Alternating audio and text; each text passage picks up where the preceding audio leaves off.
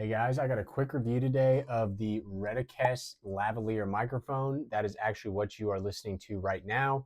So this is like a lot of lavalier microphone kits where you have a basically magnetic case right here that sucks the things in and is going to charge them while they're in the case. This does come with a USB-C phone adapter as well as a lightning. So if you have an old iPhone, you're going to be okay. This is what the sound quality sounds like. I haven't heard it yet, but I'm just giving you guys a good clip. Shortly here, I'll put on a different lavalier mic set so you can kind of hear the difference and maybe decide which one you want to pick up.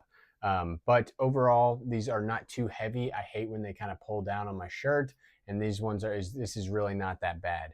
So this also does have a little LED indicator of what percentage this case itself is charged, and then it normally shows when it's charging the components inside the case. So that's what it looks like. Nice and small, handheld. I like these little cases. Let's go ahead and see what the Goordik lavalier microphone kit sounds like. This one is very cheap, so we'll do a good comparison there. Okay guys, so now we have the Goordik microphone. So this one is a lot more budget than the earlier Retekess one, but we'll see how they sound and let you guys be the judge on which one you like better. So here it is.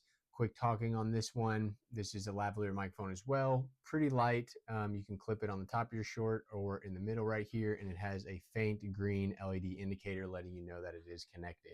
Let me know which one you like better, and I will leave links to all my microphone reviews up here. See you guys.